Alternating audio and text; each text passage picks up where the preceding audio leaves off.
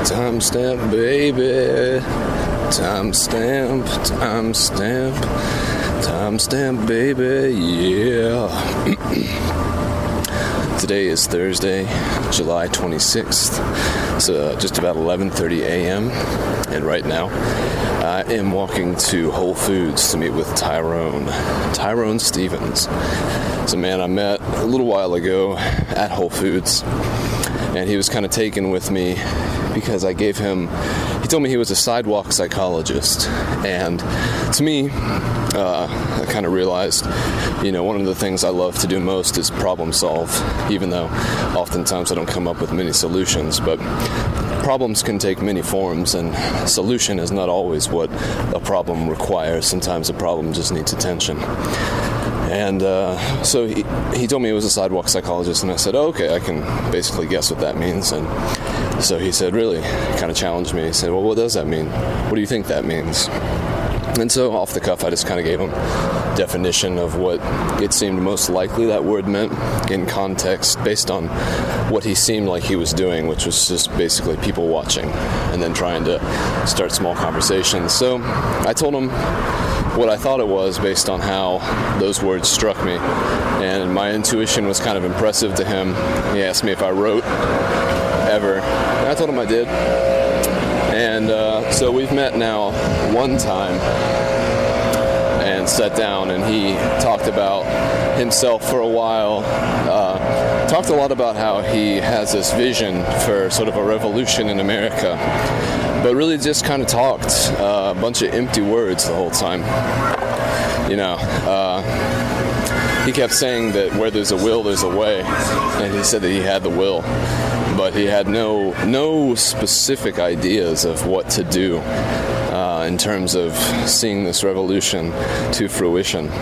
And so I kept trying to kind of, interrupt him while he was going off on this somewhat of a 2-hour long self-serving diatribe. And I'd be like, okay, but what do you actually want to do? Because you can look at a problem like homelessness and say, okay, that's a problem, and there needs to be a revolution in the way that we approach that problem. So the problem is homeless people don't have homes. Okay, well, Tyrone was basically saying, we'll give them homes. In a manner of speaking, he wanted to see a revolution in America, and he was saying, well, let's fix it. And I'm saying, okay, well, fix what and how? And he said, well, I want it to be fixed. And I'd say, okay, well, how do you fix it, and what is it? And he said, it's the thing that needs fixing. So, needless to say, it was kind of a vague meeting, and I wasn't very impressed. But as he is currently my sole patron, and the only one currently showing interests in my ability to describe the reality, I'm going to see him again today. And I wrote 3 paragraphs, I think, of basically what I want to impress on him is a vague envelope, an overarching framework of what my impression of sidewalk psychology is. And without any more details from him, it can't really be expanded upon very much. So I'm kind of depending on him at this point to bring something to the table. And hopefully I'm not about to go sit down for another 2-hour, who is Tyrone session. But we'll see. today's my day off, and if I have to start it doing something retarded, then that's okay, because that means that the rest of the day will be that much sweeter, rather than having to have an 8-hour shift at Whole Foods. I'll just have to have a 2-hour shift with Tyrone, which will pair in comparison, I'm sure, to the the absolute, draining feeling I get when I work at Whole Foods. Yesterday I submitted my 2-week notice, and so 2 weeks from now, which will be a Wednesday, I think August 9th or so, I will be leaving there. And, it's bittersweet. I'm very appreciative and thankful that they gave me the opportunity to work there, but I cannot wait to leave. Cannot wait. Start school again. My parents told me yesterday that they actually found a home here in Atlanta, and it looks like we're actually going to buy it. So that's pretty amazing. A new section of life is about to begin right when school starts, more or less. Move into a house with my sister, and then we're going to try to get a third roommate. And so I'm wearing a hat right now, and I don't usually wear hats. I used to when I was younger. I loved hats when I was younger, but I stopped for probably 12, 15 years, and I'm wearing a hat again. This is a hat I got from John Finley of the Wilmington, Washington, D.C. series, and it's a hat he got during the Tour de France when he was there during some year of the tour. And I started wearing it on my sister's birthday when when she and I walked to Publix. And I really like it. It's a fun little hat to wear. It's kind of unique. It looks like a biker hat, obviously, but I think it's the hat that the King of the Mountain gets when that stage of the tour is over. Whoever went up the mountain quickest gets to wear the polka dotted jersey, and this is a polka dotted hat. And I like wearing it. It's fun. My hair looks good in it, which is something I'm becoming more conscious of as it continues to grow. And so, that's another point of business. Third point of business. I've been thinking this whole morning about making this clip and what I would say and the different topics that I wanted to talk about. And I've gotten about half of them out of the way. And it's about 37 now, so I should get to Whole Foods right on time. I'm going to try to switch up my scenery, not go to Whole Foods the way I usually would on my bike, verbatim. Hopefully varying up the scenery might inspire a varied commentary with myself. So I guess I'll go into another matter real quick so that I don't forget about it, because it's minor but major at the same time, but it should be a quick little thing to talk about. I've been thinking a lot about sex recently, and just physical intimacy, and I've been craving it a lot. And I've been without it since I got back from Japan, really. I was with Brittany one weekend before we broke up. But ever since then, I've been by myself and haven't been pursuing anyone.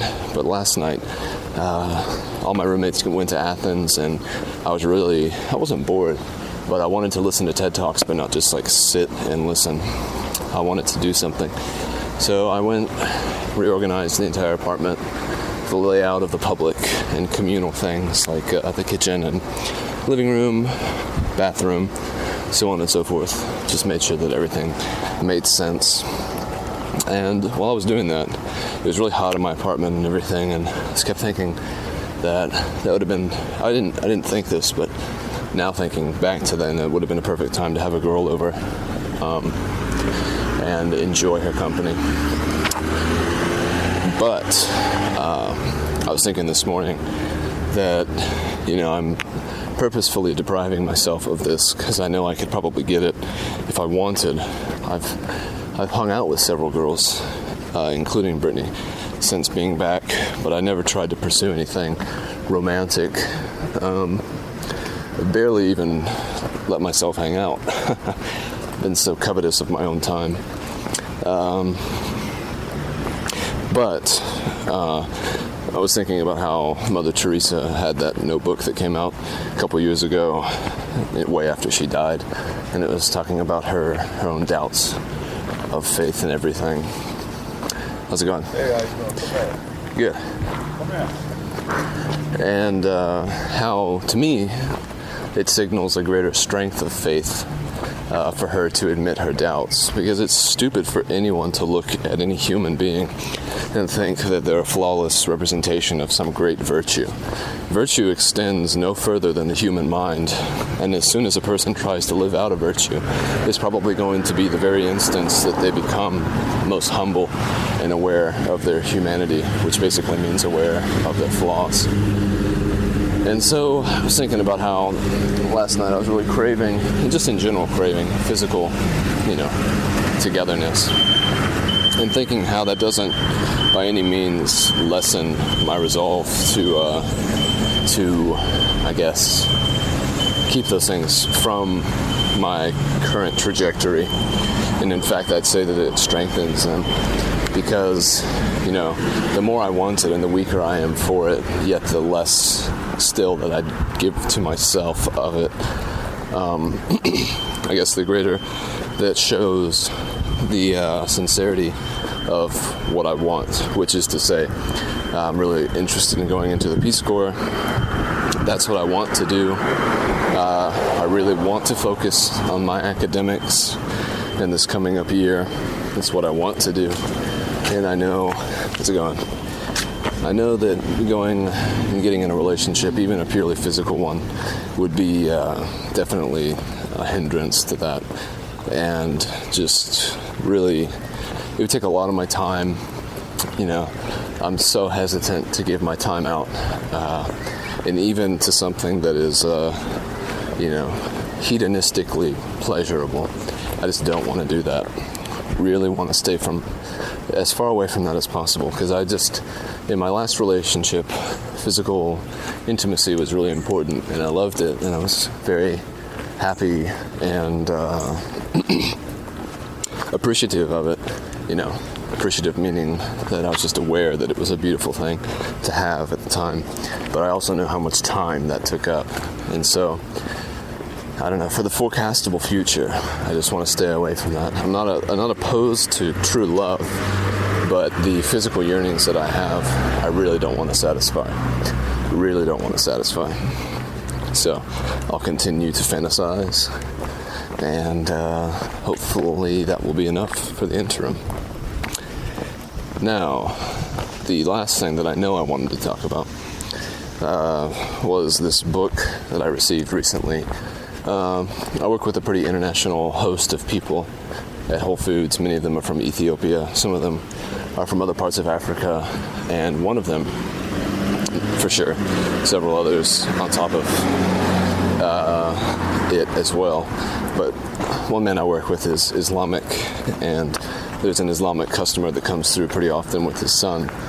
And I've gotten to know them a little bit because one time I helped them figure out the correct pricing for some chicken. And not too long ago, the man I worked with, Saeed, he suggested that the Islamic man give me a book about Islam and everything, and so he did, and I started reading that book. It's a really short little pamphlet, I think 20 pages, and 20 pages is definitely not a correct representation of how many pages it would have taken if you were to print it out on standard printer sheets of paper. I bet it wouldn't be more than 10 pages, single spaced size 12 font Times New Roman. And it was just the stupidest thing I have ever read. And I've read a lot of stupid religious things. And I was thinking this morning as I was organizing all my things before I left my apartment, which I do so many times a day. When I arrive back at my apartment and when I leave, I always make sure everything's in its right place. Something I do. Definitely an extremely unique idiosyncrasy that I have yet to see replicated in any other human being I have ever met. To the degree at which I have it anyway. It's not one of those stupid hand wash things that people do, or like repetitively locking a door. This is much more practical and useful, and definitely a compulsion, but not an absolute obsession. But anyway, I was thinking about that booklet before I left while I was doing all my sorting, shall we say. And I was thinking, I wonder if the phases of the interests I've had in my life so far could be as extreme and, I guess, captivating interests in like short bursts, the small periods in which I've experienced them. Like I've done enough research and had enough interest that it could occupy a lifetime, and sometimes does for other people. You know, I wonder if my interest in religion, for instance, was acute enough for me to really investigate it. Excuse me. But then also to move past it onto the next bigger and greater thing. Because it's weird, the booklet was definitely geared towards converting people to Islam. But it was just so poorly written, and just so the points, I mean, it was using the Bible to refute the Bible and using the Quran as a supplementary type of evidence to the Quran's, I guess, divine authorship. And it was just such a waste of time to read, and so obviously unconvincing and so weak. And to me, Tyrone, in dealing with trying to figure out what I'm supposed to be doing with this sidewalk psychology thing that he's got me writing about right now, is very much so of the same ilk as hold on a moment, I'm getting a reminder to go meet Tyrone. Erased. Okay. Very much the same ilk, same flavor of, I guess, trying to convince people something. And it's just so weird. I feel like I could be an extreme mastermind of like suggestion and, I guess, what's the word? Man, blanking a little bit. There's a perfect word. Like a master of manipulation. Could so easily manipulate people to do things. Just because it seems like so many people are so extremely weak in what they believe about themselves and about the world. If you haven't stepped outside of yourself voluntarily with a sober mind and with the intent to see yourself as objectively as one can subjectively do, then, you know, you're probably not going to have the full perspective of your position in life and the position of everything else around you, just because, you know, you're sort of stunting yourself. And I try to do this as often as I can, and I feel like it's given me a very broad view of things. And just reading this Quranic mumbo jumbo is just so sophomoric to me. It reminds me of being in 11th grade arguing with Stephen Abbott about Christianity versus atheism, except when I was in 11th grade, Stephen and I were making much, much better points. And here's a middle-aged man, you know, the bulk of his experience, knowledge, and wisdom is either in the later process of becoming more and more aware to him, or it's already been had, and he's kind of just like, I don't know, a satellite with its rocket fuel spent, traveling on the momentum that it gained originally back when it was traveling through Earth's atmosphere. Whereas I feel like my experience and knowledge and understanding of everything is continuing to be accelerated with each, you know, I would say each day, but the amount to which it changes each day is extremely small. But, you know, a month's worth of experience, given the trajectory that I've set for myself, is pretty substantial. I'm throwing my mind in all types of different different directions, trying to see and feel and, I don't know, touch. Not so much touch, I guess, but experiencing just different things in life. So I guess I'm in a sort of a frustrated intellectual mood right now, just because of having to go meet with Tyrone and anticipating a similar experience as what was had last time. But thank God I'm not working today. I can still make the most of everything else that happens after the next couple hours or so. I think I'll walk. I'm walking now, obviously. I think I'll walk to Old 4th Ward or something. I'd like to be in the Cabbagetown area. Maybe take some music. Maybe my camera. Maybe my iPad. It seems a little dangerous. I need to have a weapon of some sort for the fidgets that creep and crawl around here. I'll probably be fine though. Hopefully I'll meet Josh today. That would be nice. Lynette Asanubi also contacted me, and if I can't meet with Josh, perhaps I'll meet with her. Getting pretty close to Whole Foods, but still kind of far away. See if there's anything else in the register for talks, something worthy of talks. It's going to be sad to move out of my apartment right now to my new house, but at the same time I'm kind of excited about it. That's another thing I should do today. I should go see the house. It's over in the Grant Park area, which that'll be interesting. I've never lived in that area, so that'll be a good little thing to add to the queue. You know, I lived basically in downtown my freshman year.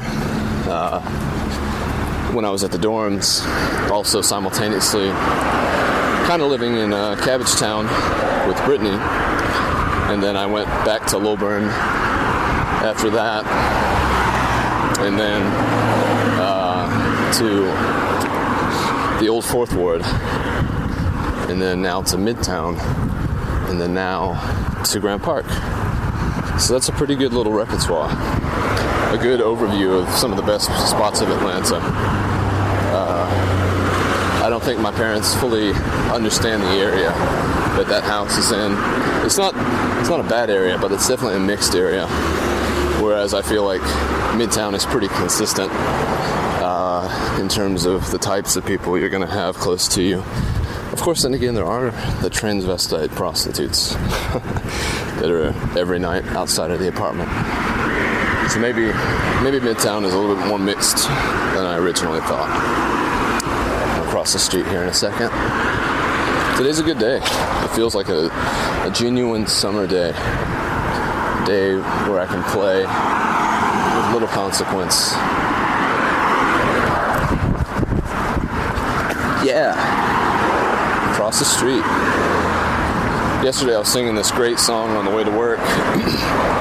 This song I made up about there not being any furniture anymore on the side of the road, because I guess it wasn't trash day any longer. And I've recently found a desk and some chairs, which I've really been enjoying those chairs. Put them out on the porch and been able to sit out there, relax. It's really relaxing out there. Have a cup of coffee, eat my food. You know, there's sort of a no man's land period during the, I guess, early afternoon hours and the late afternoon hours when the sun is either directly in front or overhead. That's kind of pretty difficult to be out there during that period of time. It's just too hot. It's direct sunlight. You can't see anything, and it's pretty miserable. But any time before or after, it's really great. So I've been enjoying that. And so on the way to work, I was singing this song about how all the furniture was gone, and I really liked it. It was a good melody, and it would have been simple to write some chords to accompany it, but I don't remember how it goes. And singing in general has been something that I've been trying to get better and better at. Not since any specific period, although I do remember one time that Jake said that I carry a melody like a paraplegic, or I can carry a tune like a double amputee. And I know he was joking, but at the same time, at that point, which was probably 3 or so years ago, I wasn't that great of a singer. And so I tried to get better at singing. I made a conscious effort in Japan to sing whenever I'd be walking, listening to Fleet Foxes or Iron and Wine or Wilco, any of those kind of sing-songy folk, pop, rock bands. And since I've been back, I've continued that. Cake is a really great band. I like Cake a lot. Pretty nostalgic music to me, and also really, really sing-alongy. I like that. So, always listen to a lot of Cake if I'm going for a long trip on my bike, because I know I can sing. I like to shuffle the songs and be surprised by which one comes up. I think my two favorite are, I don't actually know one of the names of the songs, but the other one's Stick Shifts and Safety Belts. Stick shifts and safety belts, bucket seats have all got to go when I'm driving next to you. That's not the right words, but anyway, I like that song a lot. And it's good, I think, to get over the fear of singing in public, just in general, because I think it opens up comfortability in doing, just being more expressive in general to people that you don't know. And that's good. It's a good thing. Got a dude. How's it going? So what? Oh yeah. It works.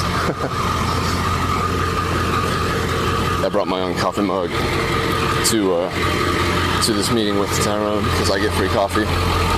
And I'm just hanging it on my belt loop. I have it upside down because I was drinking coffee out of it earlier this morning, and upside down now after washing it out will make sure that it's dry when I get there, so there's no more coffee residue spots or anything like that. It all drips dry. And so this guy just walked by with a cigarette in his mouth and he said, "That one way, want more?" And I'll repeat that just in case you didn't understand. Then one way, come more. And I said, "What the fuck did you say?" And so he took a cigarette out of his mouth and he said, "That's one way to carry a coffee mug." And then I was like, oh, okay. You are speaking English. Okay. That's funny. Oh, it truly is amazing. I know I've said this before, but it's still true. Walking this route that I usually bike, you see so much more. So much more. Oh, I can't wait to be done with the work. Good Lord. Good Lord. The rest of this week is going to suck after today. Actually, that's not true, because tomorrow I work at 8:30, and that'll be a good shift. I'll probably get off early. It'll be 8:30 to 4 or something like that. And then I'll be able to go home and spend the rest of my afternoon however I want. But I guess today's Thursday, that'll be Friday. Saturday and Sunday I close, and that's going to suck. I hate closing, and I've progressively closed more and more as my time at Whole Foods has gone on. I think they do that to young people, because I guess the older people, maybe vocally or just the schedulers, take them into account that they perhaps should be working more of the mid shifts or the early morning shifts because they have more of a life to return to. Probably shouldn't be spending the later 8 hours of their day away from their family, not cooking dinner, cleaning the house, taking care of people, kids. Shouldn't be spending that valuable time doing some menial bullshit like scanning and packing groceries. And that's fair enough. I mean, selfishly, obviously, I'd prefer to have the earlier shifts. I hate closing. I'd rather wake up every day at 7. But, 2 weeks from now, I won't have to worry about that. So, however they want to work me, I'd say that's fair enough. It'll be my token of appreciation, my representation of my thankfulness. It's going to end up being like exactly 30 minutes that it's taken for me to walk here. Which for me is I'll get to Whole Foods like right at 12 o'clock. Perfect timing. And I doubt that Tyrone will even be there, unless he was already there. previous to me arriving for whatever reason he may have been. So who cares about that? But it might give me a little bit of time to watch something interesting or something like that. And get some water, some coffee. Hopefully hear from Josh. I think I'm going to respond to Lynette real quick. I voted to untie Atlanta the other day with Lauren. We went and did early voting for the primary elections in Gwinnett, and we voted yes. I just realized I don't have to go back to my apartment after I'm done here. I can walk straight to the 4th Ward on the Beltline. I think I'm going to do that. So, anyway, for now I'm going to go. Wish me luck. I wish you luck. Loud as hell in here. Bye. What you see, something up here. Yes. You see,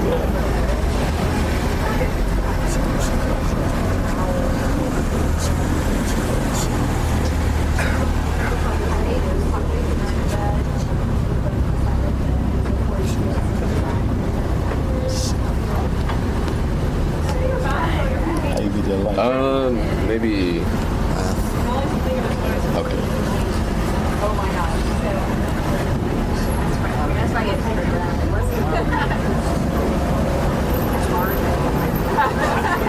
Right.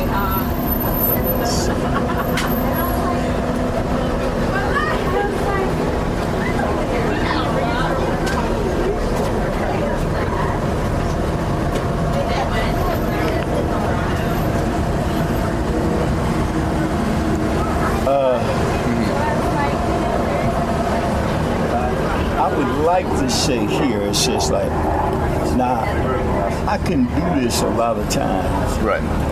Like, say, practicing sidewalk psychology is predicated on one's ability to read into the unseen and feel the intangible. Mm-hmm. One who is apt in this practice can know a person almost completely before even saying a word of introduction. Mm-hmm.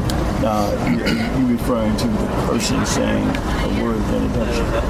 I guess without even introducing yourself to another, or vice versa, without there being any introduction between the two parties. Yeah. It's almost as if you can know a person. You don't know the specifics of their situation, but the way they're carrying themselves. Yeah, but it's like I would say that like, I know they on the west side. Now, what street they on? Right. It's another story. Okay, right. Yeah, right. But I know they on the west side. Right, that's how I would say that. Okay. So that's saying the same thing. So you're saying, okay. So I got that. Yeah. Okay. Mm-hmm. I got that. Yeah, that makes sense. Now, the way we carry ourselves really is the most legible indicator.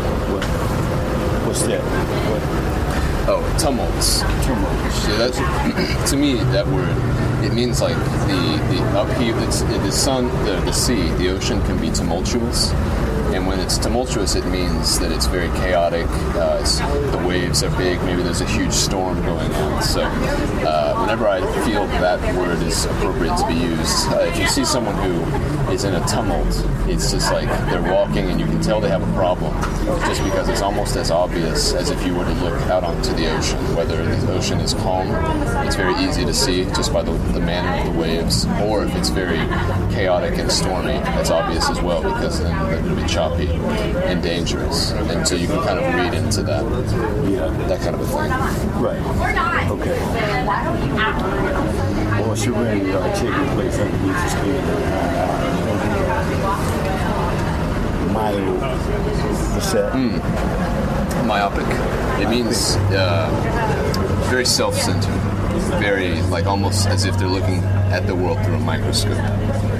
Just a very small pinpoint of perspective.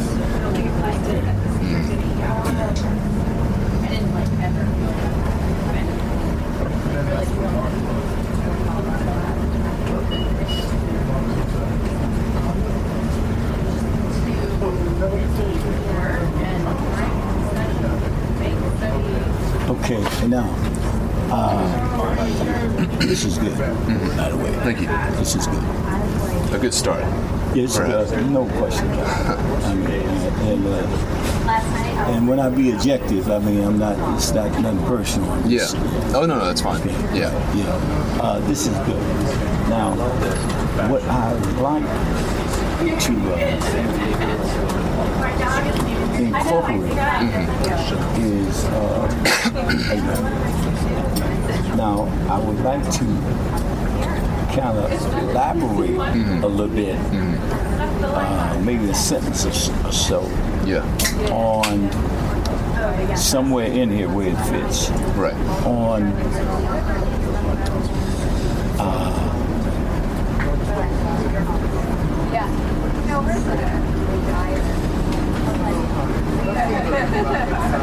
bridging the gaps of. I mean, I said right, but we'll get it together. Right. I want to elaborate on, like if someone's in the zone, so just say I'm going to use Tiger Woods because it's a perfect analogy. Now, Tiger to me, it's obvious that it's a problem. Right. Okay. Now, and no question in my mind that I could help Tiger. The only question it is whether or not, does Tiger want help? Or does he want to try to figure it out himself? Which, thus far, he hasn't been able to do. Right. And he figures like his quest for, his methodology of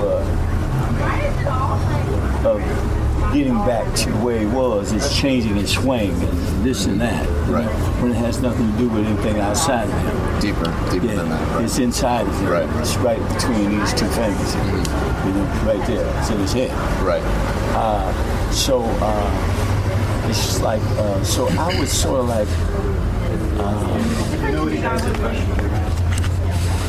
like to kind of elaborate a little bit on the bridging the gaps of getting one back into his zone, right, and also carrying him in further heights, even higher, higher than what he was, because there's no limit to how high you can go. Right. The only limit is what you put on it. Right. So now I want to put that in.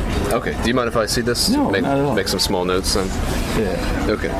That make any sense? Oh yeah. No, I know what you mean. So it's not only returning him to a healthy state, but also because of your intervention, almost sending him to even a higher plane than he was at before. Because it would be healing his soul completely. So it'd be almost like a complete rebirth. Yeah. Okay. As well as people who have good talent who doesn't know. It's a lot of people with talent but don't know how to put their talent into a zone. Right. Sort of aimless. Now I'm able to do that for them as well if they want to be that.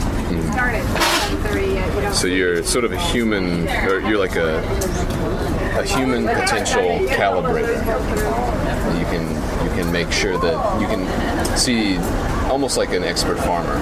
You know where there's fertile ground and how to grow the best crop there. I like your analogy. So it's a human potential calibrator. So that's sort of a difference then between the pamphlet that you gave me. It seemed like it was more geared towards talking to groups, right. But now are you thinking that individually is more? Yeah, I'm more or less talking to individuals now. Okay. Sort of like a real in-depth life coaching. In-depth, far past a life coach. That's pretty surface.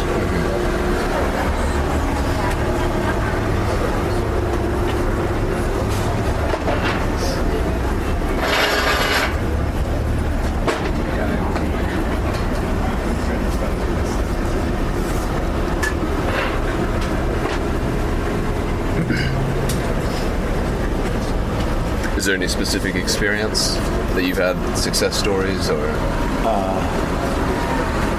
It doesn't have to be with anyone like Tiger Woods per se, but just what is your specific method? I have a lot of people I have helped. Right.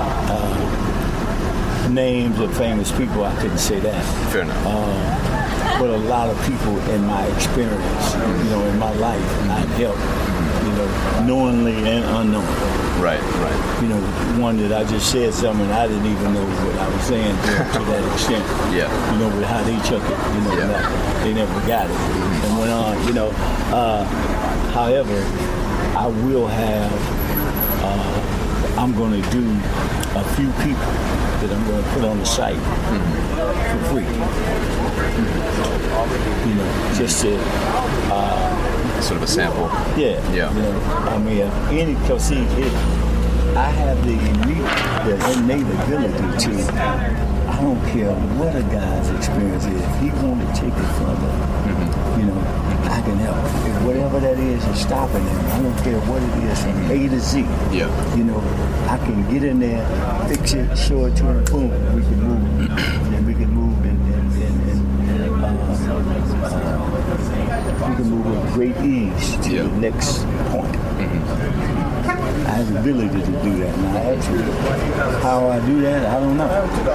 Different every time? Yeah. Yes, it's just depending on the person. Okay. I have no set, and mostly, I could tell if a person's on the west side, and once he goes to talking, I'm going to find out what street he's on. And then I can tell him how to get exactly where he wants to go. And suggest some things to him that maybe he didn't know that he wanted to go, but being as though that the suggestion is made, oh yeah, well, I'll go there too. Right. Well, you might well be capable of doing, that sort of thing. The word that comes to mind to describe that practice to me is 3 words. It would be customized, let's see.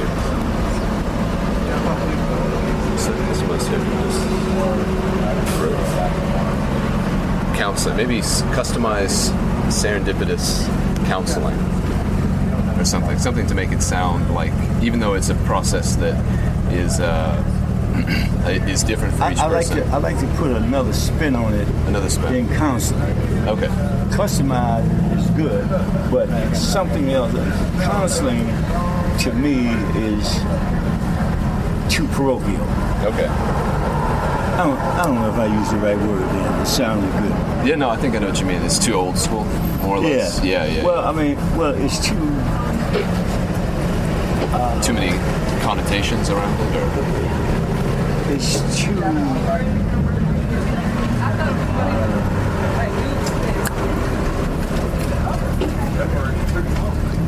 what would be a word when everybody uses it? You know what I'm saying? It's just too... Almost cliche or trite or something?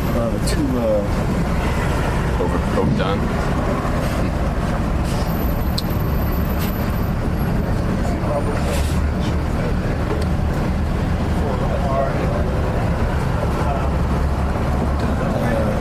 Think of that. Counseling, so many people use the word counseling, you know what I'm saying? And it just... Almost devalued the word? It's almost devalued? Like it's lost its original meaning because it's used for everything? Yeah, it's used for everything, and it's like, what's the word I'm looking for? It's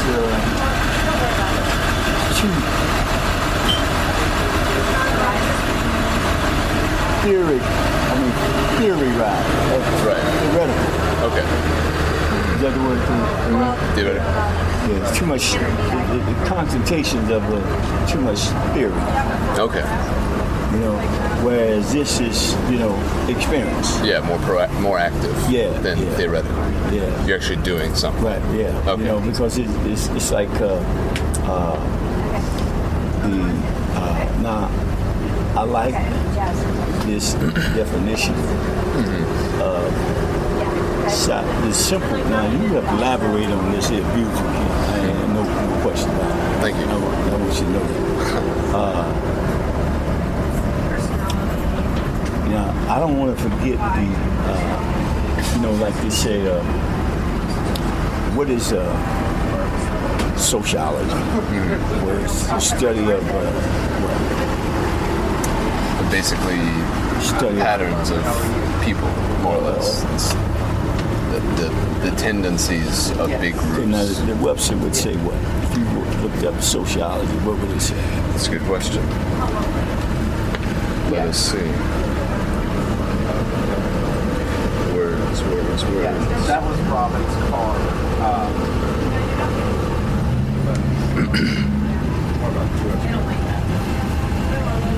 Sociology. It's the science or study of the origin, development, organization, and functioning of human society, the science of fundamental laws of social relations, institutions, etc. Okay.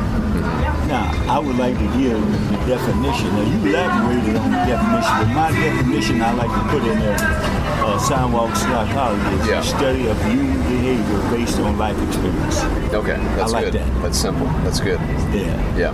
Nobody can say that that's not so. Right. So it's a general definition, but it's simple, but it's true. Yeah, right. Yeah. Easy to understand. Yeah, right. Exactly. And it puts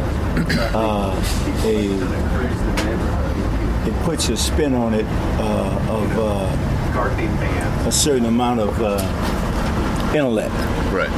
but it's simple. You know what I'm saying? It's like sociology, the study of human you know, and it's here.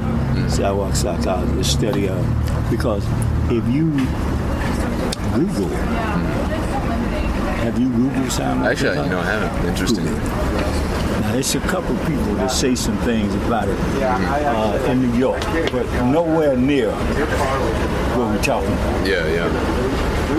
I mean, we just took it to another height. But it's safe. Yeah, you're good. That's Robin's. Yeah. I always try to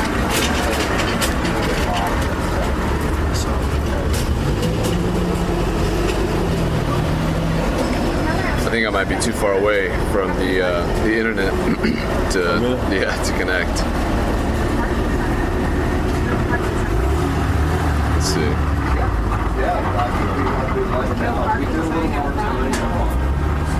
Yeah, it's too far. But I will definitely do that. I'm surprised I haven't. Yeah. It's an interesting. I wonder what other people. It was interesting how a couple guys in New York that said something about it, but really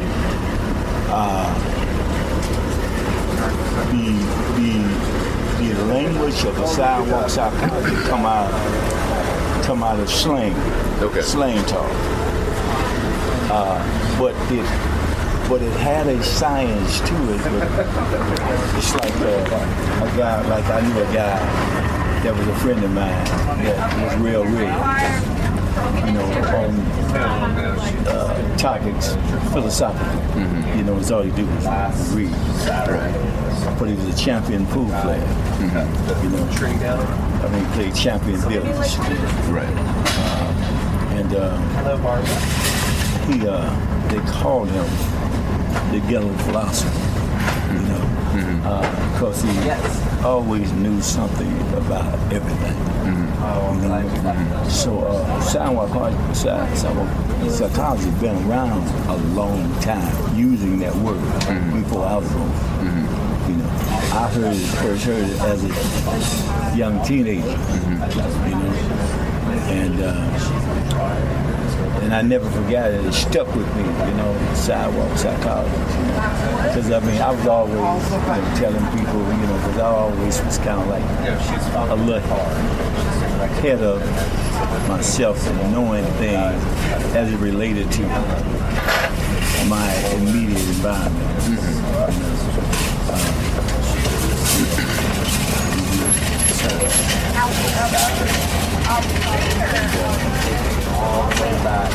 So it's been around a while. Right. Nobody has really taken it to, you know, want to make a real science out of it. Right. But I just did. It's your help. Excellent.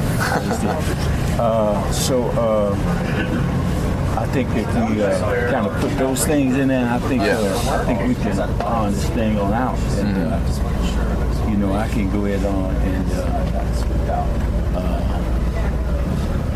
put this on the internet because see, really, I would like now.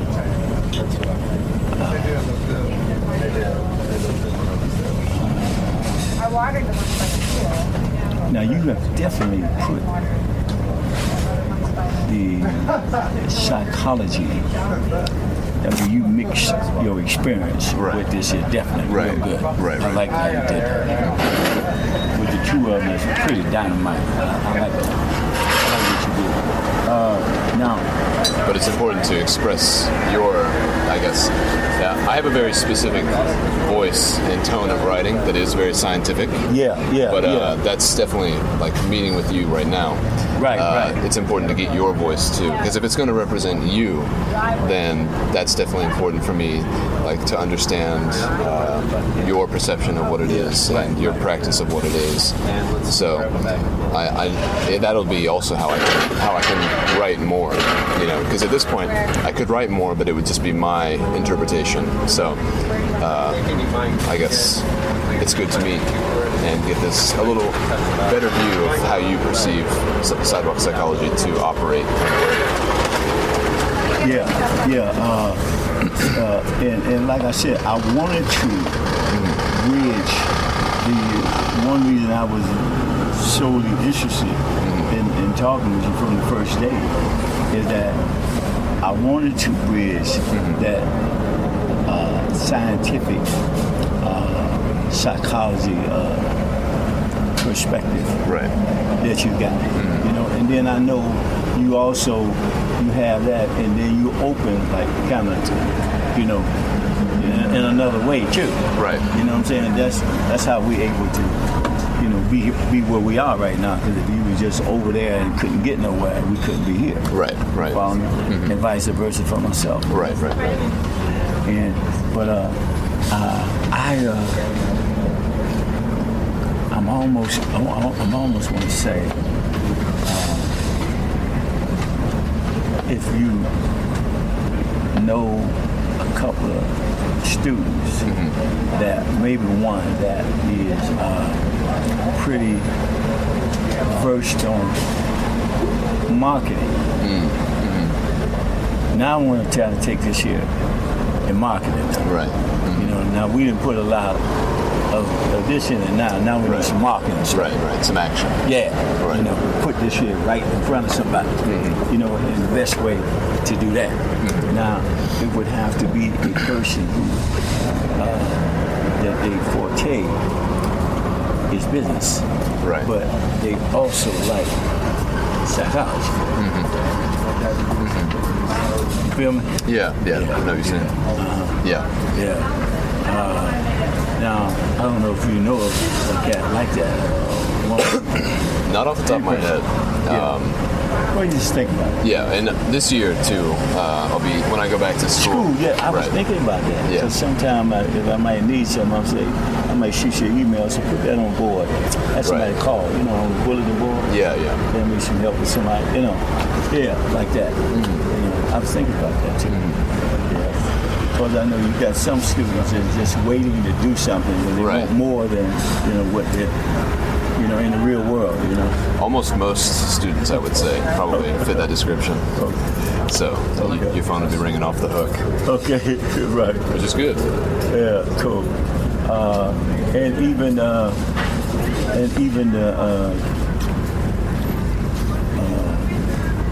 because we go back, this is great timing.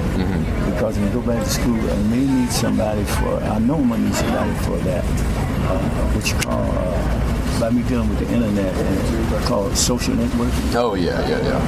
So Facebook, Twitter, all those kind of websites.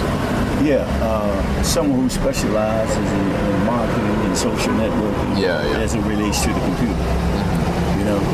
And they could get me, say, okay, well, what you need to do, we put these search engines in, we put this, and bingo. Right. And we right there. Because this is their era, this is what they do. Right. I'll keep my eyes open for that. Yeah. I know. I may even put, something on the bulletin board about that when we get to it. Because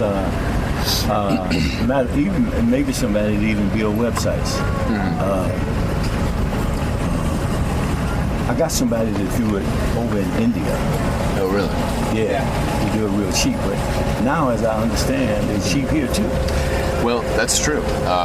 And truth be told, most people my age have grown up knowing how to make websites. I know how to make websites. It's not, if you wanted to do this in a staggered manner, like start off with a free website that you can make that uses a hosting website. So basically, like for instance, there's a hoster called Blogspot or Tumblr, and so you join Tumblr and they give you a website domain that you can have for free, but it would be like sidewalkpsychology.tumblr.com. So you don't solely own the name, but if you thought it would be a good place to Own it. to own it, you could do that eventually, or you can start. There's different avenues of where you can take your aspirations to join the social media networking, I guess, community. There's always a free alternative, or you can do something where you buy the domain itself, which can be cheap these days, definitely. Yeah, because I want to get that name. Yeah. I don't see, because I know I'm working on that name, sidewalkpsychology.com. Right. A way of, and explain briefly, business-wise what that really means, opposed to going into the technical, we had the technical stuff up under it.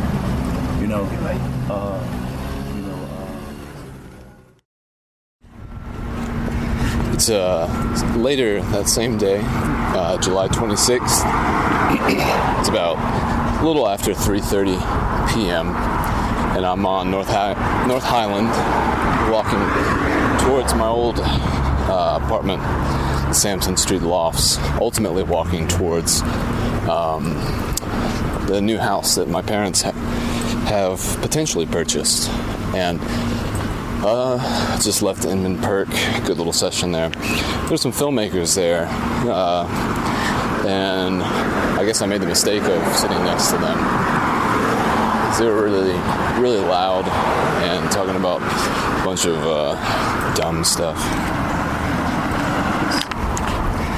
And it was pretty difficult to concentrate. I was hoping to sit down at Inman Park, drink some coffee, and write a little bit. But I wasn't able to focus my attention far enough away from what they were saying. So I stayed there for a little while, ended up leaving sooner than I expected to, and sat outside for a little while and watched the TED Talk. Pretty interesting about new camera imaging technology, where they're able to harness trillions of frames in a second. It's called femto imaging. Pretty amazing. And that was some work that was done at MIT. And now I'm walking again. Now I was able to record a little bit of the session that Tyrone and I had, which was on the whole of it, much, much better session than our first one. It was actually focused and concentrated on the task at hand. It was more timely. It didn't last the 2 hours that I feared that it might have. And he and I were able to really, I guess, communicate back and forth rather than him just talking at me. And so that was good. I, like I said, recorded some of it, so it's preserved in perpetuity. I don't know if I'll add that into an episode or conserve it so that I can keep it confidential. But just a little update. I think I'm just going to look around now, getting self-conscious, walking around, talking. Talk to you later. Today is July 28th. It's a Saturday morning, just about to turn 9 o'clock in the a.m. And I am currently walking to Octane in Grant Park. I woke up this morning at about 7:50 after making aims to wake up at 7.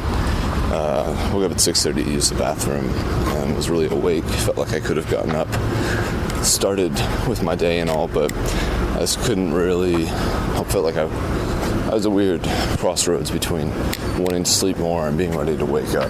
Perhaps, the fledgling. And so I was unable to fully succeed waking up exactly when I wanted, but I still woke up within reasonably good time. 7:50, that's much earlier than I would have woken up. And I had the desire, as of yesterday, to do this walk. And I think it was kind of birthed last night while I was watching The Matrix Reloaded, which was a really great experience. Really great. I was wrapped, totally wrapped in that movie, which is rare. But I've been really interested in The Matrix recently, and I feel like it's definitely a good melding of entertainment and sort of cerebral stimulation.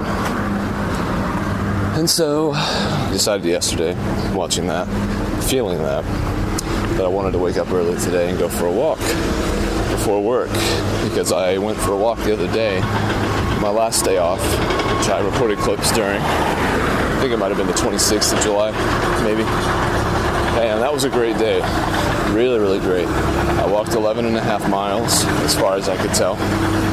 I Google mapped it and everything, but the Google Map projection wasn't very precise, mostly due to the fact that I did a lot of walking that was off main roads and on the belt line and all. So I figured it probably more or less was 11 and a half if you were to add in all the little offshoots that I did and take out all the time advantages I would have had if I had just gone on the main streets, like Ponce and stuff like that. And so I'm on North Highland right now. The Beltline is semi-active with construction. I haven't been able yet to stay on the Beltline for any extended amount of time. There's a lot of construction, and that's good. And I feel guilty a little bit being on the Beltline whilst it's still being worked on. But, it's a fun little thing, and it's a good way to get from here to there. So I have no choice, although I do certainly have a choice. I was sick maybe a week ago. Had sort of a cold. It was weird. Flu-like symptoms I definitely only associate with winter time. Sore throat, cough, congestion, so on. And during that time, I took a little bit of a push-ups break, which I guess I was doing about 2 hours of push-ups a day and doing the graduated push-ups that I had kind of come up with, which would start at 20 and end at 32. So it would be one set of push-ups every 5 minutes, increasing by one increment with each session. So 20, 21, 22, 23, etc. And that was a lot of my body and just a lot of time in general. And so I've kind of fallen out of that in this week following my sickness. I'm still doing push-ups probably once a day or so, but I don't feel that extreme urge or really urgency to do them as much or as intensely as I was, which I think is definitely good because, I don't know, I just had sort of set a precedent for myself, and so daily a huge concern of mine was meeting that precedent. And in times past, I usually would stop doing push-ups during the summer months because I would be so active outside biking and doing whatever else. I wouldn't really need to do push-ups or really have the time because I'd be out doing things like I'm doing right now, walking and, again, biking, whatever else. So I'm not sure if I'll do push-ups today. It's not high on the priority list, but I may do them when I get back from work later tonight. I'm not sure. I'm not really sure. It'd be nice to not do them. Have an hour more of focused effort on something else. Writing or listening to a TED Talk or anything like that. Yesterday, when I got back from work, I woke up at 7:30 or so and had to go to work at 8:30. And so That's always my preferential type of shift. Hello. Because I usually get off early, which was the case yesterday. I got off about 45 minutes early. That was great. And I went straight home, and usually I would have started to do push-ups almost immediately, if not immediately. But I waited all the way until 7 o'clock. So I had about 4 hours of time between getting home and doing push-ups. And it was a very productive time. I was able to create a flyer for Tyrone. How's it going? Folks everywhere. And I started my lesson plan for next week, which has already got me feeling much, much better about the next lesson. I usually have a little bit of anxiousness when the week starts to draw to a close, and I know that I'm going to have to go and teach again. Mostly just because I think it's a 2-hour period that I know I'm going to have to fill with whatever I bring to the toes, because their English ability isn't to the level yet where they can actually help me formulate a lesson. Like, I can't depend on asking them to ask me questions about any misunderstanding they have about the English language, or something that they heard somewhere and wanting to know what that means in context of having heard it there. Sort of questions that I remember being able to ask in Japanese when I was in Japan. Or at least attempt how it seemed I should ask a question. Just Bob and Elizabeth aren't there, and I put my 2 weeks notice in to Whole Foods this past Wednesday, and I will similarly be doing that with Elizabeth and Ba soon enough. Maybe, I don't know, I'll have to look at the calendar, but I probably only have 3 more sessions with them at the most. And though I think we've made a lot of good progress, and we've certainly gotten closer as, sort of a group, I really don't think that unless they really change their own study habits and their efforts, I don't think that they'll be able to really speak good English really ever. They have the ability. They have, Elizabeth especially has the patience with herself and the, not modesty, but she has the crucial ability to laugh at herself, which I think might be one of the most important things you need in order to learn not only a new language, but just anything. Just that ability to not take yourself too seriously, to allow for mistakes, and not beat yourself up for them. Dang, Sampson Street. Strange. Sampson Street Lofts. My old home. A lot happened here. No doubt about that.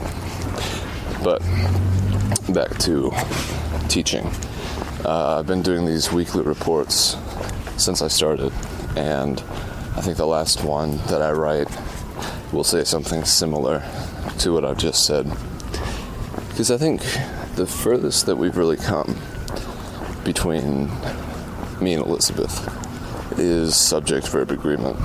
And still I can tell that that's somewhat of a mystery. And that makes sense that it's a mystery, because if Burmese is anything like most of the other East Asian languages that seem to all share very similar characteristics, there is not a distinction between the singular and plural as explicitly as there is in English. If you have the verb is, it usually refers to something singular, and if you have are, it's usually plural. The use of s's, I'm back on the Beltline now, got dump trucks going by. All those sort of things that we take for granted is just built into the language and almost a no-duh kind of construction. People just have no concept of that in other languages. And it was similar for me when I met Japanese it was difficult hurdle to kind of really grasp the fact that there are no articles, that there is no subject-verb agreement type thing with the verbs and the nouns that they give action to.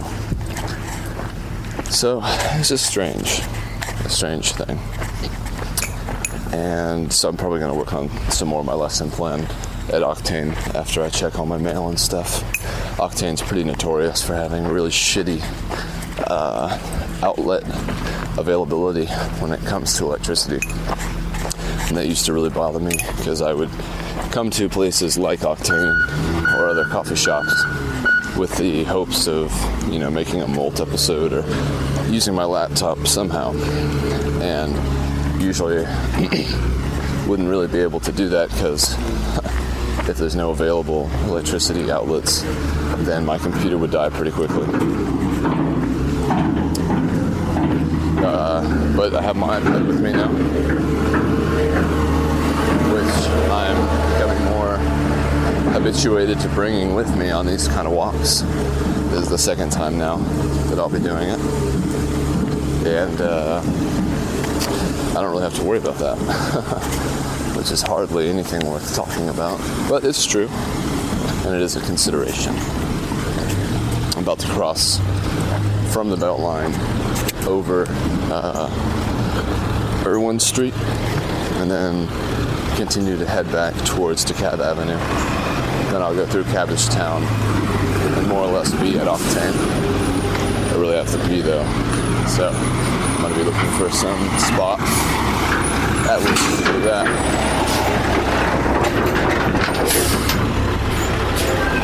Dump trucks.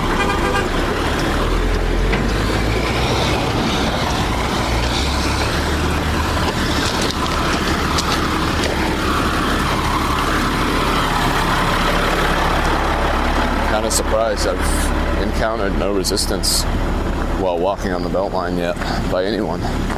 Workers or, vigilante citizens who don't think other people should be on it until it's completed. I'm happy about that. I just gave a wave to a guy in a water truck. I see them all the time from Astra. They have these trucks that they drive around, big tanks of water, non-potable water, it says, which I'm guessing means that you get sick if you drink it, but I'm not really sure. Not really sure.